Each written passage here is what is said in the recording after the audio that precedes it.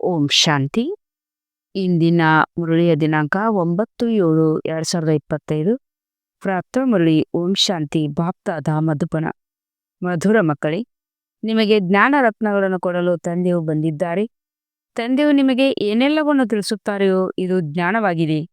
ಜ್ಞಾನ ರತ್ನಗಳನ್ನು ಜ್ಞಾನಸಾಗರ ಹೊರತು ಮತ್ತಾರು ಕೊಡಲು ಸಾಧ್ಯವಿಲ್ಲ. ಪ್ರಶ್ನೆ: ಆತ್ಮದ ಬೆಲೆಯು ಕಡಿಮೆಯಾಗಲು ಮುಖ್ಯ ಕಾರಣವೇನು? ಉತ್ತರ: ಆತ್ಮದಲ್ಲಿ ತುಕ್ಕು ಹಿಡಿದಿರುವುದರಿಂದ ಬೆಲೆಯು ಕಡಿಮೆಯಾಗುತ್ತದೆ. ಹೇಗೆ ಚಿನ್ನದಲ್ಲಿ ಲೋಹಗಳನ್ನು ಬೆರೆಸಿ ಆಭರಣಗಳನ್ನು ತಯಾರಿಸುತ್ತಾರೆಂದರೆ ಅದರ ಬೆಲೆಯು ಕಡಿಮೆಯಾಗುತ್ತದೆ, ಹಾಗೆ ಆತ್ಮವು ಸತ್ಯ ಚಿನ್ನವಾಗಿದೆ. ಯಾವಾಗ ಅದರಲ್ಲಿ ಅಪವಿತ್ರತೆಯ ತುಕ್ಕು ಬೀಳುವುದೋ ಆಗ ಬೆಲೆಯು ಕಡಿಮೆಯಾಗಿಬಿಡುತ್ತದೆ. ಈ ಸಮಯದಲ್ಲಿ ತಮೋಪ್ರಧಾನ ಆತ್ಮಕ್ಕೆ ಯಾವುದೇ ಬೆಲೆ ಇಲ್ಲ, ಶರೀರಕ್ಕೂ ಬೆಲೆ ಇಲ್ಲ. ಈಗ ನಿಮ್ಮ ಆತ್ಮ ಮತ್ತು ಶರೀರವೆರಡೂ ನೆನಪಿನಿಂದ ಅಮೂಲ್ಯವಾಗುತ್ತಿದೆ. ಗೀತೆ: ಇಂದು ಬೆಳಗ್ಗೆ ಬಂದವರು ಯಾರು? ಓಂ ಶಾಂತಿ. ಮಧುರಾತಿ ಮಧುರ ಆತ್ಮಿಕ ಮಕ್ಕಳ ಪ್ರತಿ ತಂದೆಯು ತಿಳಿಸುತ್ತಾರೆ ಮತ್ತು ನೆನಪಿನ ಯುಕ್ತಿಗಳನ್ನು ತಿಳಿಸುತ್ತಿದ್ದಾರೆ. ಮಕ್ಕಳು ಕುಳಿತಿದ್ದಾರೆ. ಮಕ್ಕಳಲ್ಲಿ ಸಂಕಲ್ಪವಿದೆ. ಶಿವ ಭೋಲಾನಾಥ್ ತಂದೆಯು ಬಂದಿದ್ದಾರೆ, ತಿಳಿದುಕೊಳ್ಳಿ. ಅರ್ಧ ಗಂಟೆ ಶಾಂತಿಯಲ್ಲಿ ಕುಳಿತು ಬಿಡುತ್ತಾರೆ. ಮಾತನಾಡುವುದಿಲ್ಲವೆಂದರೆ ನಿಮ್ಮೊಳಗೆ ಆತ್ಮ ಹೇಳುತ್ತದೆ, ಶಿವತಂದೆಯು ಏನಾದರೂ ಮಾತನಾಡಲಿ. ಶಿವತಂದೆಯು ವಿರಾಜಮಾನನಾಗಿದ್ದಾರೆಂದು ನಿಮಗೆ ತಿಳಿದಿದೆ, ಆದರೆ ಹೇಳುವುದಿಲ್ಲ. ಇದು ಸಹ ನಿಮ್ಮ ನೆನಪಿನ ಯಾತ್ರೆ ಅಲ್ಲವೇ? ಬುದ್ಧಿಯಲ್ಲಿ ಶಿವತಂದೆಯ ನೆನಪೇ ಇದೆ. ಅಂತರದಲ್ಲಿ ತಿಳಿದುಕೊಳ್ಳುತ್ತೀರಿ, ತಂದೆಯು ಏನನ್ನಾದರೂ ಮಾತನಾಡಲಿ, ಜ್ಞಾನರತ್ನಗಳನ್ನು ಕೊಡಲಿ ಎಂದು. ನೀವು ಮಕ್ಕಳಿಗೆ ಜ್ಞಾನರತ್ನಗಳನ್ನು ಕೊಡುವುದಕ್ಕಾಗಿಯೇ ಬರುತ್ತಾರೆ. ಅವರು ಜ್ಞಾನಸಾಗರನಲ್ಲವೇ? ತಿಳಿಸುತ್ತಾರೆ, ಮಕ್ಕಳೇ, ದೇಹಿ ಅಭಿಮಾನಿಯಾಗಿ ತಂದೆಯನ್ನು ನೆನಪು ಮಾಡಿ. ಇದು ಜ್ಞಾನವಾಯಿತು. ಈ ನಾಟಕದ ಚಕ್ರವನ್ನು, ಏಣಿಯನ್ನು, ತಂದೆಯನ್ನು ನೆನಪು ಮಾಡಿ. ಇದು ಸಹ ಜ್ಞಾನವಾಯಿತು. ತಂದೆಯು ಏನೆಲ್ಲವನ್ನು ತಿಳಿಸುವರೋ ಅದಕ್ಕೆ ಜ್ಞಾನವೆಂದು ಹೇಳುತ್ತಾರೆ. ನೆನಪಿನ ಯಾತ್ರೆಯ ಬಗ್ಗೆ ತಿಳಿಸುತ್ತಾರೆ. ಇವೆಲ್ಲವೂ ಜ್ಞಾನರತ್ನಗಳಾಗಿವೆ. ನೆನಪಿನ ಯಾವ ಮಾತನ್ನು ತಿಳಿಸುತ್ತಾರೆಯೋ ಈ ರತ್ನಗಳು ಬಹಳ ಚೆನ್ನಾಗಿವೆ. ತಂದೆಯು ತಿಳಿಸುತ್ತಾರೆ, ತಮ್ಮ 84 ಜನ್ಮಗಳನ್ನು ನೆನಪು ಮಾಡಿ. ನೀವು ಪವಿತ್ರರಾಗಿ ಬಂದಿದ್ದೀರಿ. ಯಾವಾಗ ಆತ್ಮವು ನೆನಪಿನ ಬಲದಿಂದ ಸತೋಪ್ರಧಾನವಾಗಿ ಬಿಡುವುದು ಆಗ ಆಸ್ತಿ ಸಿಗುವುದು. ಈ ವಾಕ್ಯವು ಬಹಳ ಅಮೂಲ್ಯವಾಗಿದೆ. ಇದನ್ನು ಬರೆದಿಟ್ಟುಕೊಳ್ಳಿ. ಆತ್ಮದಲ್ಲಿಯೇ ಧಾರಣೆಯಾಗುತ್ತದೆ. ಈ ಶರೀರವಂತೂ ಕರ್ಮೇಂದ್ರಿಯಗಳಿಂದ ಆಗಿದೆ, ಇದು ನಾಶವಾಗುತ್ತದೆ. ಒಳ್ಳೆಯ ಅಥವಾ ಕೆಟ್ಟ ಸಂಸ್ಕಾರವು ಆತ್ಮದಲ್ಲೇ ತುಂಬುತ್ತದೆ. ತಂದೆಯಲ್ಲಿಯೂ ಸಹ ಸೃಷ್ಟಿಯ ಆದಿ ಮಧ್ಯ ಅಂತ್ಯದ ಜ್ಞಾನವು ಸಂಸ್ಕಾರವು ತುಂಬಲ್ಪಟ್ಟಿದೆ. ಆದ್ದರಿಂದ ಅವರಿಗೆ ಜ್ಞಾನಪೂರ್ಣನೆಂದು ಹೇಳಲಾಗುತ್ತದೆ. ತಂದೆಯು ಸರಿಪಡಿಸಿ ತಿಳಿಸುತ್ತಾರೆ, ಮಕ್ಕಳೇ, 84 ಜನ್ಮಗಳ ಚಕ್ರವನ್ನು ಬಹಳ ಸಹಜವಾಗಿದೆ. ಈಗ ಈ ಚಕ್ರವು ಪೂರ್ಣವಾಯಿತು. ನೀವೀಗ ಹಿಂತಿರುಗಿ ತಂದೆಯ ಬಳಿಗೆ ಹೋಗಬೇಕಾಗಿದೆ. ಆ ಪವಿತ್ರ ಆತ್ಮವಂತೂ ಅಲ್ಲಿಗೆ ಹೋಗಲು ಸಾಧ್ಯವಿಲ್ಲ. ಯಾವಾಗ ನಿಮ್ಮ ಆತ್ಮವು ಪವಿತ್ರವಾಗಿ ಬಿಡುವುದು ಆಗ ಈ ಶರೀರವು ಬಿಟ್ಟು ಹೋಗುವುದು. ಪವಿತ್ರ ಶರೀರವಂತೂ ಇಲ್ಲಿ ಸಿಗಲು ಸಾಧ್ಯವಿಲ್ಲ. ಇದು ಹಳೆಯ ಪಾದರಕ್ಷೆಯಾಗಿದೆ. ಇದರೊಂದಿಗೆ ವೈರಾಗ್ಯವು ಬರುತ್ತಿದೆ.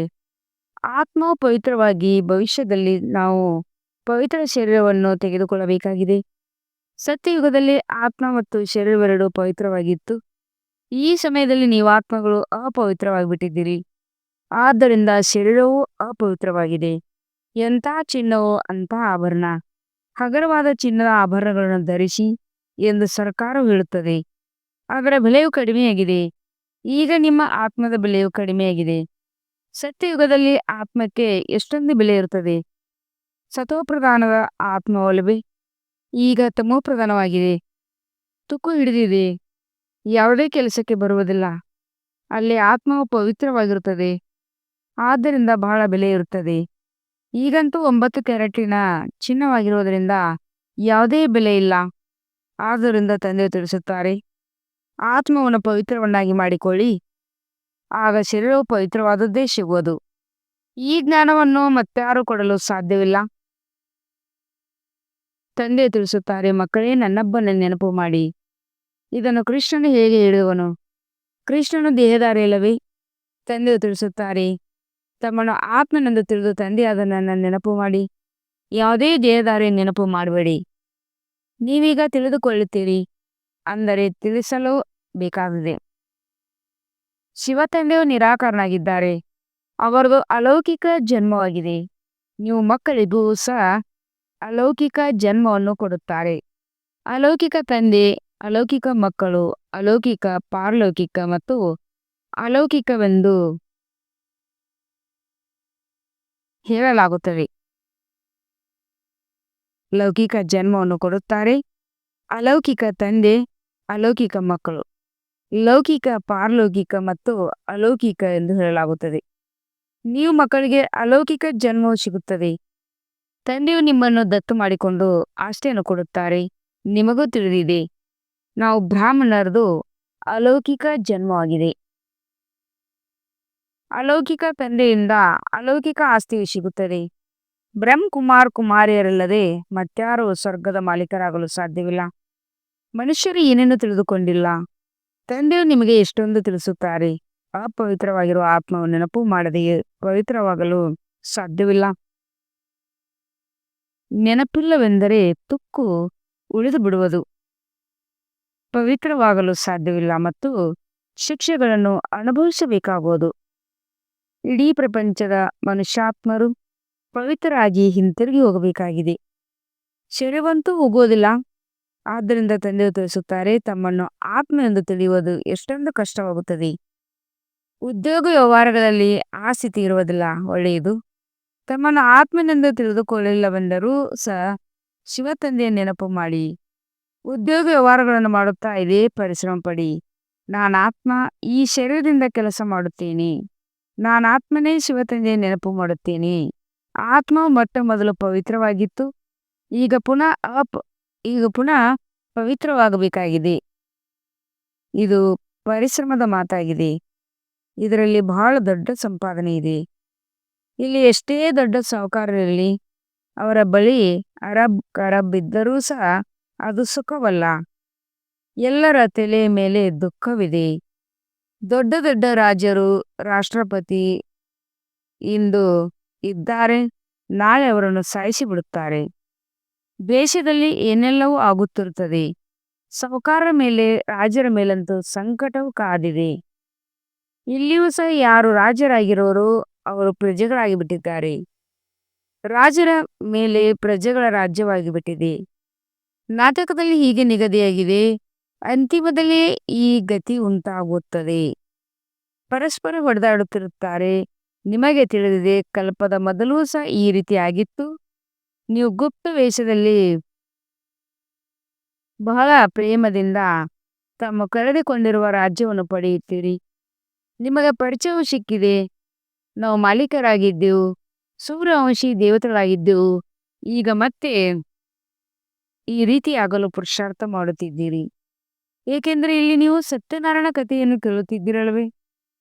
ತಂದೆಯ ಮೂಲಕ ನಾವು ನರನಿಂದ ನರನಾಗುವುದು ಹೇಗಾಗುವುದು ಎಂದು ತಂದೆಯು ಬಂದು ರಾಜಯೋಗವನ್ನು ಕಲಿಸುತ್ತಾರೆ.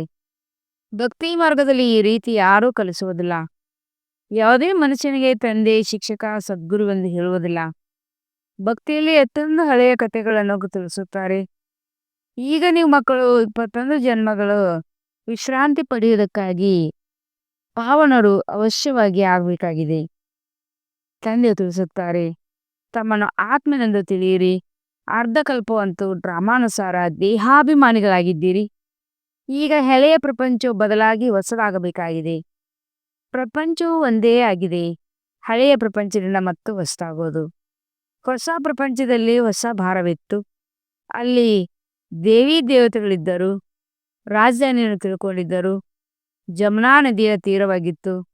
ಅದಕ್ಕೆ ಪರಿಸ್ಥವೆಂದು ಹೇಳುತ್ತಿದ್ದರು. ಅಲ್ಲಿ ಸ್ವಾಭಾವಿಕ ಸೌಂದರ್ಯವಿರುತ್ತದೆ. ಆತ್ಮವು ಪವಿತ್ರವಾಗಿ ಬಿಟ್ಟರೆ ಪವಿತ್ರ ಪ್ರಪಂಚಕ್ಕೆ ಪವಿತ್ರ ಶರೀರವು ಸಿಗುತ್ತದೆ.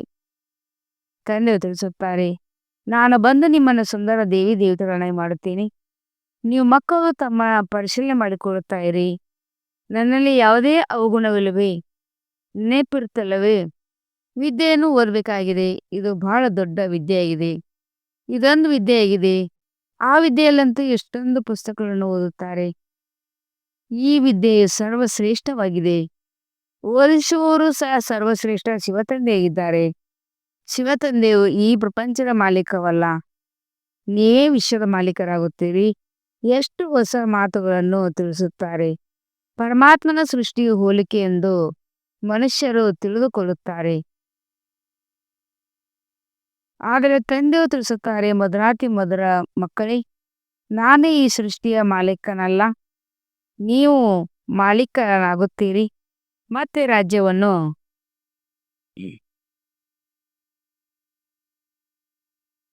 ಕಳೆದುಕೊಳ್ಳುತ್ತೀರಿ. ತಂದೆಯು ಪುನಃ ಬಂದು ವಿಶ್ವದ ಮಾಲೀಕರನ್ನಾಗಿ ಮಾಡುತ್ತಾರೆ. ವಿಶ್ವವೆಂದು ಇದಕ್ಕೆ ಹೇಳಲಾಗುತ್ತದೆ. ಮೂಲವತನ ಅಥವಾ ಸೂಕ್ಷ್ಮವತನಕ್ಕೆ ಹೇಳಲಾಗುವುದಿಲ್ಲ. ಮೂಲವತನದಿಂದ ನೀವು ಇಲ್ಲಿಗೆ ಬಂದು 84 ಜನ್ಮಗಳ ಚಕ್ರವನ್ನು ಸುತ್ತುತ್ತೀರಿ. ನಂತರ ತಂದೆಯು ಬರಬೇಕಾಗುತ್ತದೆ. ಯಾವುದೇ ನೀವು ಕಳೆದುಕೊಂಡಿದ್ದೀರೋ ಆ ಪ್ರಾರಬ್ಧವನ್ನು ಪಡೆಯಲು ಈಗ ಪುನಃ ನಿಮಗೆ ಪುರುಷಾರ್ಥವನ್ನು ಮಾಡಿಸುತ್ತೇನೆ. ಇದು ಸೋಲು ಗೆಲುವಿನ ಆಟವಲ್ಲವೇ? ಈ ರಾವಣ ರಾಜ್ಯವು ಸಮಾಪ್ತಿಯಾಗುವುದಿದೆ. ತಂದೆಯು ಎಷ್ಟೊಂದು ಸಹಜ ರೀತಿಯಲ್ಲಿ ತಿಳಿಸುತ್ತಾರೆ. ಸ್ವಯಂ ಕುಳಿತು ತಿಳಿಸುತ್ತಾರೆ, ಓದಿಸುತ್ತಾರೆ. ಅಲ್ಲಂತೂ ಮನುಷ್ಯರಿಗೆ ಓದಿಸುತ್ತಾರೆ. ನೀವು ಮನುಷ್ಯರೇ ಆಗಿದ್ದೀರಿ, ಆದರೆ ತಂದೆಯು ನೀವು ಆತ್ಮಗಳಿಗೆ ಓದಿಸುತ್ತಾರೆ. ವಿದ್ಯೆಯು ಸಂಸ್ಕಾರವು ಆತ್ಮದಲ್ಲಿ ಇರುತ್ತದೆ. ನೀವೀಗ ಬಹಳ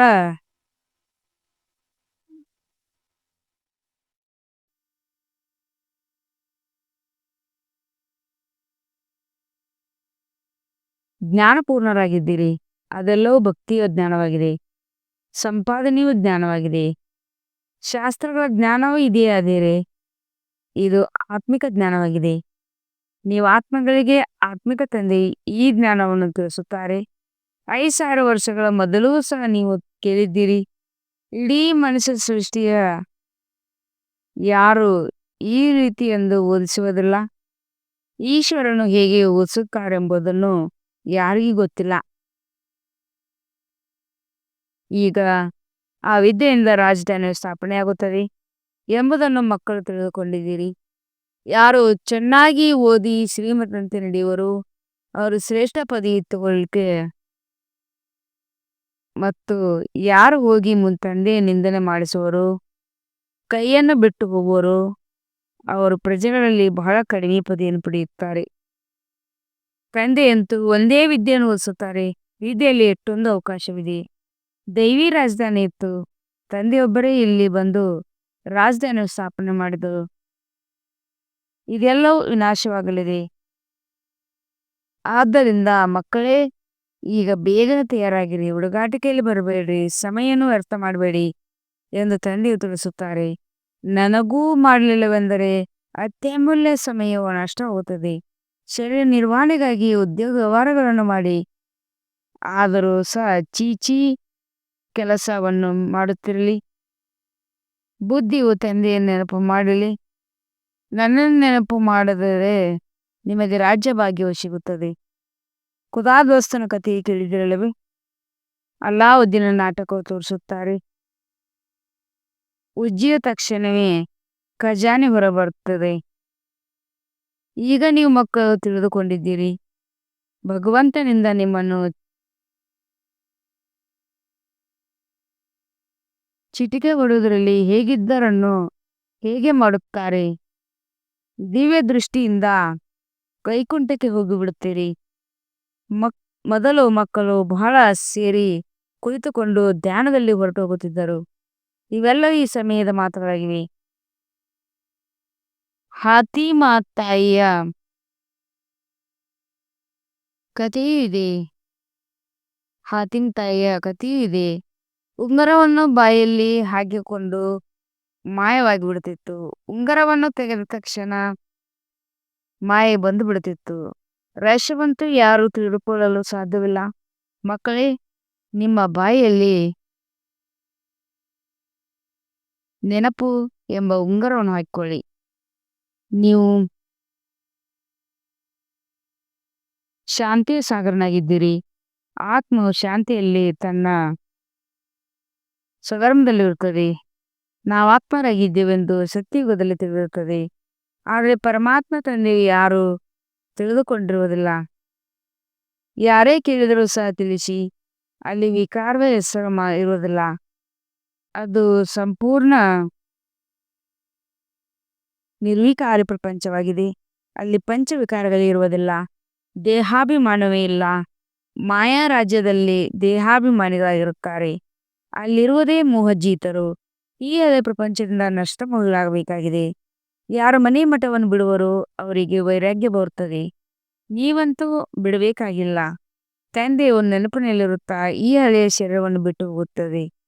ಎಲ್ಲರ ಲೆಕ್ಕಾಚಾರಗಳು ಸಮಾಪ್ತಿಯಾಗುತ್ತದೆ. ನಂತರ ಮನೆಗೆ ಹೊರಟು ಹೋಗುತ್ತೀರಿ. ಇದು ಕಲ್ಪಕಲ್ಪವು ನಡೆಯುತ್ತಿದೆ. ನಿಮ್ಮ ಬುದ್ಧಿಯು ಈಗ ದೂರದವರೆಗೆ ಮೇಲೆ ಹೋಗುತ್ತದೆ. ಎಲ್ಲಿಯವರೆಗೆ ಸಾಗರವಿದೆ, ಸೂರ್ಯಚಂದ್ರರಲ್ಲಿ ಏನಿದೆ ಎಂದು ಆ ಜ್ಞಾನಿಗಳು ನೋಡುತ್ತಾರೆ. ಮೊದಲಂತೂ ಈ ಸೂರ್ಯಚಂದ್ರರು ದೇವತೆಗಳೆಂದು ಕೇಳುತ್ತಿದ್ದರು. ನೀವು ಹೇಳುತ್ತೀರಿ, ಇವಂತೂ ಸೃಷ್ಟಿ ನಾಟಕದ ರಂಗಮಂಚಪದ ದೀಪಗಳಾಗಿವೆ. ಇಲ್ಲಿ ಆಟವು ನಡೆಯುತ್ತದೆ. ಆದ್ದರಿಂದ ಈ ದೀಪಗಳು ಇಲ್ಲೇ ಇವೆ. ಮೂಲತನ ಸೂಕ್ಷ್ಮತನ ಇರುವುದಿಲ್ಲ. ಅಲ್ಲಿ ಆಟವೇ ಇಲ್ಲ. ಈ ಅನಾದಿ ನಾಟಕವು ನಡೆಯುತ್ತಾ ಬರುತ್ತದೆ. ಚಕ್ರವು ಸುತ್ತುತ್ತಾ ಇರುತ್ತದೆ. ಪ್ರಳಯವಾಗುವುದಿಲ್ಲ. ಭಾರತವು ವಿನಾಶಿ ಖಂಡವಾಗಿದೆ. ಇದರಲ್ಲಿ ಭಾರತವು ಇದ್ದೇ ಇರುತ್ತದೆ. ಪೂರ್ಣ ಜಲಮಯವಾಗುವುದಿಲ್ಲ. ಪಶು ಪಕ್ಷಿ ಇವೆಲ್ಲವೂ ಇವೆ. ಎಲ್ಲವೂ ಇರುತ್ತದೆ. ಉಳಿದ ಖಂಡನೆಗಳೆಲ್ಲವೂ ಸತ್ಯ. ತ್ರೇತಾಯುಗದಲ್ಲಂತೂ ನೀವು ಏನೆಲ್ಲವನ್ನು ದೀವದೃಷ್ಟಿಯಿಂದ ನೋಡಿದ್ದೀರೋ ಅದೆಲ್ಲವನ್ನು ಮತ್ತೆ ಪ್ರತ್ಯಕ್ಷದಲ್ಲಿ ನೋಡುವಿರಿ. ಪ್ರಾಕ್ಟಿಕಲ್ನಲ್ಲಿ ನೀವು ವೈಕುಂಠದಲ್ಲಿ ರಾಜ್ಯಭಾರ ಮಾಡುತ್ತೀರಿ. ಇದಕ್ಕಾಗಿಯೇ ಪುರುಷಾರ್ಥ ಮಾಡುತ್ತಾ ಇರುತ್ತೀರಿ. ತಂದೆಯು ತಿಳಿಸುತ್ತಾರೆ, ನಾನು ನೆನಪಿನದು ಬಹಳ ಪರಿಶ್ರಮವಿದೆ. ನೆನಪು ಮಾಡಲು ಮಾಯೆ ಬಿಡುವುದಿಲ್ಲ. ಬಹಳ ಪ್ರೀತಿಯಿಂದ ತಂದೆಯ ನೆನಪು ಮಾಡಬೇಕಾಗಿದೆ. ಅಜ್ಞಾನ ಕಾಲದಲ್ಲಿಯೂ ಪ್ರೀತಿಯಿಂದ ತಂದೆಯ ಬುದ್ಧಿಯಲ್ಲಿ ಇಡೀ ಸೃಷ್ಟಿ ಚಕ್ರವು ಕುಳಿತಿದೆ. ಎಲ್ಲಾ ಧರ್ಮಗಳ ಜ್ಞಾನವಿದೆ. ಹೇಗೆ ಪರಂಧಾಮದಲ್ಲಿ ಆತ್ಮಗಳ ವೃಕ್ಷ ಹೇಗೆ ಇದೆಯೋ ಹಾಗೆಯೇ ಇಲ್ಲಿ ಪರಮಾತ್ಮನ ವೃಕ್ಷ ಗ್ರೇಟ್ ಗ್ರೇಟ್ ಗ್ರಾಂಡ್ ಫಾದರ್ ಬ್ರಹ್ಮನಾಗಿದ್ದಾರೆ. ಇದು ನಿಮ್ಮ ವಂಶಾವಳಿಯಾಗಿದೆ. ಸೃಷ್ಟಿಯಂತೂ ನಡೆಯುತ್ತಿರುತ್ತದೆ ಅಲ್ಲವೇ? ತಂದೆ ತಿಳಿಸುತ್ತಾರೆ, ಮಕ್ಕಳೇ, ನರನಿಂದ ನಾರನಾಗಬೇಕೆಂದರೆ ನೀವು ಹೇಳುವುದು ಮಾಡುವುದು ಒಂದೇ ಆಗಿರಲಿ. ಮೊದಲು ತಮ್ಮ ಸ್ಥಿತಿಯನ್ನು ನೋಡಿಕೊಳ್ಳಿ. ಬಾಬಾ, ನಾವಂತೂ ತಮ್ಮಿಂದ ಪೂರ್ಣ ಆಸ್ತಿಯನ್ನು ಪಡೆಯುತ್ತೇವೆಂದು ಹೇಳುತ್ತೀರಿ. ಅಂದಮೇಲೆ ಆ ಚಲನೆಯು ಬೇಕಲ್ಲವೇ? ನರನಿಂದ ನಾರಾಯಣಾಗಲು ಇದು ಒಂದೇ ವಿದ್ಯೆಯಾಗಿದೆ. ರಾಜರಿಗೂ ರಾಜರು ನೀವೇ ಆಗುವಿರಿ. ಬೇರೆ ಇನ್ಯಾವ ಖಂಡದಲ್ಲಿಯೂ ಬಾಗುವುದಿಲ್ಲ. ನೀವು ಪವಿತ್ರ ರಾಜರಾಗುತ್ತೀರಿ. ನಂತರ ಪ್ರಕಾಶತೆ ಕಿರೀಟವಿಲ್ಲದೆ ಅಪವಿತ್ರ ರಾಜರು ಪವಿತ್ರ ರಾಜರ ಮಂದಿರಗಳನ್ನು ಕಟ್ಟಿಸಿ ಪೂಜೆ ಮಾಡುತ್ತಾರೆ. ನೀವೀಗ ಓದುತ್ತೀರಿ. ವಿದ್ಯಾರ್ಥಿಗಳು ಶಿಕ್ಷಕರನ್ನು ಏಕೆ ಮರೆಯುತ್ತಾರೆ? ಬಾಬಾ ಮಾಯು ಮಾಡಬೇಕಾಗಿದೆ. ಮುಖ್ಯೋಪಾಧ್ಯಾಯರು ಒಬ್ಬರೇ ಆಗಿದ್ದಾರೆ. ಉಳಿದೆಲ್ಲರೂ ಉಪಾಧ್ಯಾಯರಾಗಿದ್ದಾರೆ. ತಂದೆಯನ್ನು ಮರೆಯುತ್ತೀರೆಂದರೆ ಶಿಕ್ಷಕರನ್ನು ನೆನಪು ಮಾಡಿ. ನಿಮಗೆ 3 ಅವಕಾಶಗಳನ್ನು ಕೊಡಲಾಗಿದೆ. ಒಂದು, ಸಂಬಂಧವನ್ನು ಮರೆತು ಇನ್ನೊಂದನ್ನು ನೆನಪು ಮಾಡಿಕೊಳ್ಳುವುದು ಒಳ್ಳೆಯದು. ಮಧುರಾತಿ ಮಧುರ ಅಗಲಿ ಸಿಕ್ಕಿರುವ ಮಕ್ಕಳ ಪ್ರತಿ ಮಾತ್ಪಿತಾ ಬಾಪ್ತಾದರ ನೆನಪು ಪ್ರೀತಿ ಹಾಗೂ ಪ್ರಭಾತ. ಆತ್ಮೀಯ ಮಕ್ಕಳಿಗೆ ಆತ್ಮೀಯ ತಂದೆಯ ನಮಸ್ತೆ. हम रूहानी बच्चों की रूहानी बाप दादा को याद प्यार और गुड मॉर्निंग और नमस्ते नमस्ते नमस्ते. शुक्रिया बाबा, शुक्रिया. ವಹ ಬಾಬಾ ವಹ. ಧಾರಣೆಗಾಗಿ ಮುಖ್ಯ ಸಾರ. 1ನೇ ಪಾಯಿಂಟ್ ಆಗಿದೆ. ತಂದೆಯಿಂದ ಪೂರ್ಣ ಆಸ್ತಿಯನ್ನು ಪಡೆಯಲು ನುಡಿಯಂತೆ ನಡೆಯಿರಿ. ಪುರುಷಾರ್ಥ ಮಾಡಬೇಕಾಗಿದೆ. ಮೋಹಜೀತರಾಗಬೇಕಾಗಿದೆ. 2ನೇ ಪಾಯಿಂಟ್ ಆಗಿದೆ. ಸದಾ ನೆನಪಿರಲಿ, ನಾವು ಶಾಂತಿಯ ಸಾಗರ ಮಕ್ಕಳಾಗಿದ್ದೇವೆ. ನಾವು ಶಾಂತಿಯಲ್ಲಿರಬೇಕಾಗಿದೆ. ಬಾಯಲ್ಲಿ ನೆನಪಿನ ಉಂಗುರವನ್ನು ಹಾಕಿಕೊಳ್ಳಬೇಕು. ಹುಡುಗಾಟಿಕೆಯಲ್ಲಿ ತಮ್ಮ ಸಮಯವನ್ನು ವ್ಯರ್ಥ ಮಾಡಬಾರದು. ವರದಾನ: ಸಂಘಟನೆ ಎಂಬ ಕೋಟೆಯನ್ನು ಶಕ್ತಿಶಾಲಿಗೊಳಿಸುವಂತಹ ಸರ್ವಸ್ನೇಹಿತ ಸಂತುಷ್ಟ ಭವ. ಸಂಘಟನೆಯ ಶಕ್ತಿಯು ವಿಶೇಷ ಶಕ್ತಿಯಾಗಿದೆ. ಏತ್ಮತ್ ಸಂಘಟನೆಯ ಕೋಟೆಯನ್ನು ಯಾರೂ ಸಹ ಅಲುಗಾಡಿಸಲು ಸಾಧ್ಯವಿಲ್ಲ. ಆದರೆ ಇದರ ಆಧಾರವಾಗಿದೆ ಒಬ್ಬರಿನ್ನೊಬ್ಬರ ಸ್ನೇಹಿಯಾಗಿದ್ದು ಸರ್ವರಿಗೂ ರಿಗಾರ್ಡ್ ಕೊಡುವುದು ಮತ್ತು ಸ್ವಯಂ ಸಂತುಷ್ಟನಾಗಿದ್ದು ಸರ್ವರನ್ನು ಸಂತುಷ್ಟಪಡಿಸುವುದು. ಯಾರು ಬೇಸರವಾಗಬಾರದು ಮತ್ತು ಯಾರನ್ನು ಬೇಸರಪಡಿಸಬಾರದು. ಎಲ್ಲರೂ ಒಬ್ಬರಿಗೊಬ್ಬರು ಶುಭಭಾವನೆ ಮತ್ತು ಶುಭಕಾಮನೆ ಸಂಯೋಗವನ್ನು ಕೊಡುತ್ತಿದ್ದರೆ ಸಂಘಟನೆಯ ಕೋಟೆಯು ಶಕ್ತಿಶಾಲಿಯಾಗಿಬಿಡುತ್ತದೆ. ಸಂಘಟನೆಯ ಶಕ್ತಿಯೇ ವಿಜಯದ ವಿಶೇಷ ಆಧಾರ ಸ್ವರೂಪವಾಗಿದೆ. ಸ್ಲೋಗನ್ ಆಗಿದೆ. ಯಾವಾಗ ಪ್ರತಿಯೊಂದು ಕರ್ಮವು ಯಥಾರ್ಥ ಮತ್ತು ಯುಕ್ತಿಯುಕ್ತವಾಗಿರುತ್ತದೆ ಆಗಲೇ ಪವಿತ್ರ ಆತ್ಮ ಎಂದು ಹೇಳಲಾಗುತ್ತದೆ. ಅಗತ್ಯ ಸೂಚನೆ: ಸಂಕಲ್ಪ ಶಕ್ತಿಯನ್ನು ಜಮಾ ಮಾಡಿ ಶ್ರೇಷ್ಠ ಸೇವೆಗೆ ನಿಮಿತ್ತರಾಗ್ರಿ. ಪ್ರತಿಯೊಬ್ಬ ಮಗು ಯಾರು ಸ್ವಯಂ ಪ್ರತಿ ಹಾಗೂ ಸೇವೆಯ ಉಮಂಗದಿಂದ ಒಳ್ಳೊಳ್ಳೆಯ ಸಂಕಲ್ಪವನ್ನು ಮಾಡುತ್ತಾರೆ, ಈಗ ಅದನ್ನು ಮಾಡೋಣ, ಹೀಗೆ ಮಾಡೋಣ, ಅವಶ್ಯವಾಗಿ ಮಾಡೋಣ, ಮಾಡಿ ತೋರಿಸೋಣ. ಇಂಥ ಶ್ರೇಷ್ಠ ಸಂಕಲ್ಪಗಳ ಬೀಜವನ್ನು ಬಿತ್ತಿರಿ. ಆ ಸಂಕಲ್ಪಗಳಿಗೆ ಅರ್ಥಾತ್ ಬೀಜವನ್ನು ಪ್ರಾಕ್ಟಿಕಲ್ನಲ್ಲಿ ತರುವಂಥ ಪಾಲನೆ ಮಾಡುತ್ತಾ ಆಗಿರಿ. ಆಗ ಆ ಬೀಜ ಫಲ ಸ್ವರೂಪವಾಗಿ ಬಿಡುವುದು. ಓಂ ಶಾಂತಿ.